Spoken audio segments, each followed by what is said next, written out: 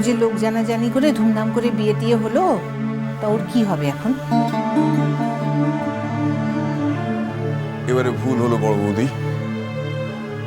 আপনি বিশ্বাস করুন, আমি আমাদের বৈবাহিক সম্পর্কটা কোনোভাবেই অস্বীকার করছি না। আমি চাই দোয়েল এখানে থাকুক, তার কারণ তার সন্তান, তাদের মঙ্গলের কথা ভেবেই আমি চাইছি দোয়েল থাকুক। আর এই পরিবারের একজন এক্সটেন্ডেড মেম্বার হিসেবে আমার কর্তব্য, আমার দায়িত্ব আমি পালন করব, তাতে কোনো রকম কোনো গাফিলতি হবে না, এটা আমি আপনাকে কথা দিতে পারি। আপনি নিশ্চিন্ত থাকতে পারেন। আসলে কি বলুন তো, চিনি ওর বাবাকে খুব ভালোবাসতো কিনা, তাই। খুব স্বাভাবিক মেজ বৌদি, মেয়ে তার বাবাকে ভালোবাসবে, এটাই তো স্বাভাবিক। শুধু ভালোবাসতো কেন, ভালোবাসে। আর আমি প্রার্থনা করি সত্যি সত্যি চিনি যেন তার বাবাকে একদিন পায়। আমি জাস্ট ওদের বাবার মতো কেউ হতে চেয়েছিলাম। আমি ওদের বাবার জায়গাটা দখল করতে চাইনি, কিন্তু হলো না, কি করা যাবে।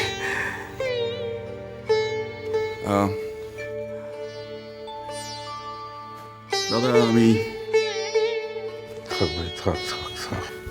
আমি আসি তাহলে। বুঝলে তমজিৎ, বড্ড বাজেভাবে হেরে গেলাম। এই হারটা আমি কিছুতেই মন থেকে মেনে নিতে পারছি না।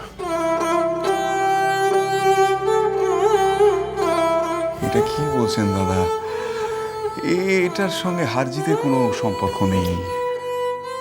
একটা পরিস্থিতির সৃষ্টি হয়েছে, আমরা তার একটা ব্যবস্থা নিয়েছি মাত্র। এ কি? হ্যাঁ, এই মেয়ে, এই মুখটা এরকম কেন? না না না, ভালো কথা না। যে মুখে সবসময় হাসি ঝলমল করে, সে মুখের মেঘ কেন? হ্যাঁ, বিজ্ঞানী বাবু বলছে। এই দেখো, এই চোখে জল। এই না না না, একদম না, একদম না, একদম কাঁদবে না। কান্নাকাটির মতো কিছু হয়নি। এ কি? না না না না, আর তাছাড়া কান্নাকাটি করলে আমি তো ভুলছি না। হ্যাঁ, পড়াশোনার ব্যাপারে আমি একেবারে সিরিয়াস, ভীষণ কঠিন প্রকৃতির। এইসবের ফাঁক দিয়ে তুমি যে বিদেশে গিয়ে পড়াশোনার কথাটা ভুলে যাবে, এটা কিন্তু হবে না। হ্যাঁ, আমি একদম ফর্ম টর্ম দেখে তোমাকে ফোন করব। করছি, আমাদের হাতে কিন্তু সময় একদম নেই। ওর এই পার্ট 3 শেষ হলেই কিন্তু তো সামনের সপ্তাহ, তারপরেই তো বিদেশে যাওয়ার তোড়জোড় শুরু করে দিতে হবে। আর দেখবে বাহা, 3টে বছর যদি বিদেশে পড়ে আসতে পারো না, তাহলে তোমার পৃথিবীটাই বদলে যাবে। কিন্তু তোর ঘরতে যাব। এটা একটা কথা হলো? হালবাদ যাবে? ওটা আমার ঘর, কে বলেছে? ওটা তো আমাদের ঘর। তবে আমি কিন্তু স্পেশালি ওয়েট করব চিনি আর সন্দেশ তার বন্ধুর। না, বন্ধুত্ব তো হয়নি, তাহলে না বন্ধুর বাড়ি কবে যাবে?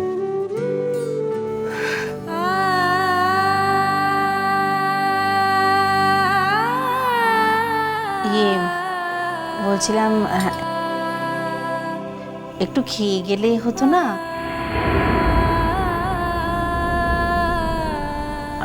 খাবারটাও তো এখন। এই দেখুন, আপনি টিপিক্যাল বাংলার বৌদি। দেওরের খাওয়ার জন্য এখনো ব্যস্ত হয়ে পড়েন। ওটা কোনো প্রবলেম হবে না, ঠিক হয়ে যাবে। দোয়েল, আমার সুটকেসটা এবার কিন্তু সত্যি তুমি এনে দাও। আমি এনে দিচ্ছি।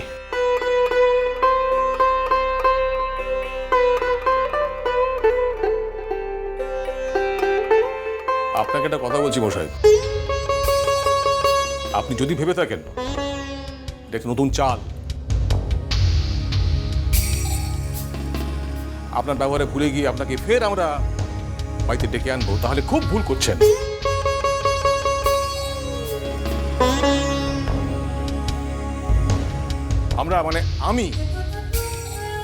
আমি কিন্তু কখনোই চাইবো না আপনি ফার্দার এ বাড়িতে আর আসেন।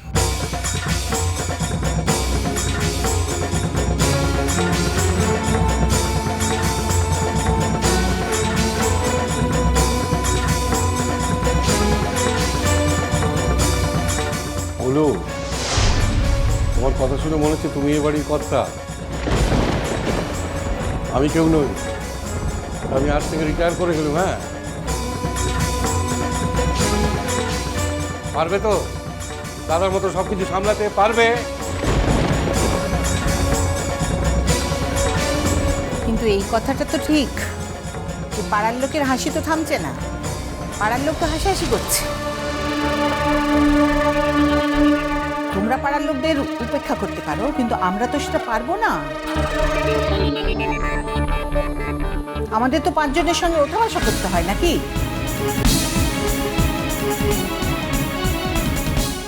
উচিত দোয়েল, মা হলে অনেক কিছু সইতে হয়।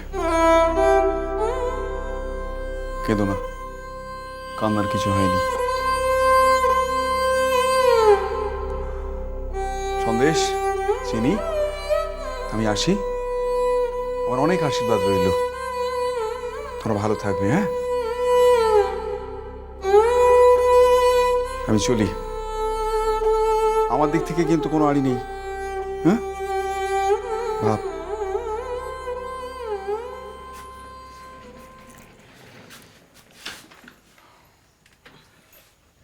চলুন আপনাকে গাড়ি করে পৌঁছে দিয়ে আসি। আর ধূত স্মৃতি, তুমি কি পাগল হলে নাকি? আমি এখান থেকে খেলে যাবো, আমার সঙ্গে কি ফর্মালিটি করছো? আপনার সব কথাই যে শুনতে হবে এমন তো কোনো কথা নেই। দেখো কাণ্ড। বিজ্ঞানী বাবু, মু মারাংপুরের কাছকে প্রার্থনাটো করব যে সকল মানুষগুলান আজকে তোকে চিনতে তো পারছে ক্লাই, তারা সকলে যাতে তোকে খুব তাড়াতাড়ি চিনতে তো পারে।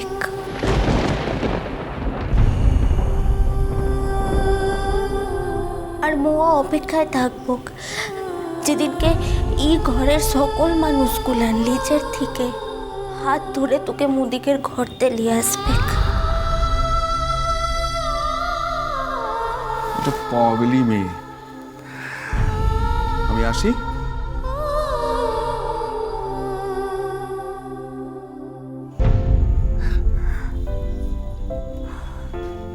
চল। ঠিক আছে।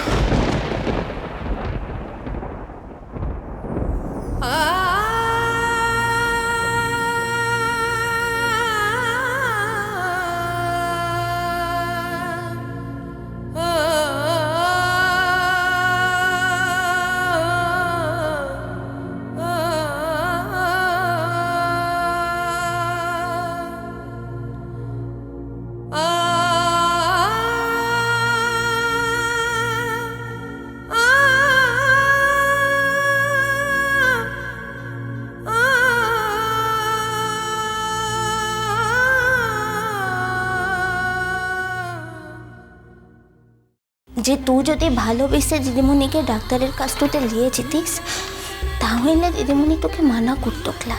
বাহা, ধমকাইছিস কিসের লিখে? ধমকানোর মতো কি বললাম? আমি কি বলতে চাইছি তুমি সেটা খুব ভালো করে জানো না। আমি তোমাকে ভালোবাসি, তার মানে এই নয় যে আমি অমানুষ হয়ে যাব, যে অন্য কোনো মানুষ আমাকে টাচও করতে পারবে না। করছি বাবু। হ্যাঁ বাহা, আমি যদি কোনো কথা তোমার সঙ্গে শেয়ারই না করতে পারি, তাহলে তুমি আমার স্ত্রী হবে কি করে? স্ত্রী শব্দটা শুনতে ছোট, কিন্তু তার মানেটা অনেক বড়। বাহা, মিষ্টি কুটু মিষ্টি কুটু মিষ্টি কুটু।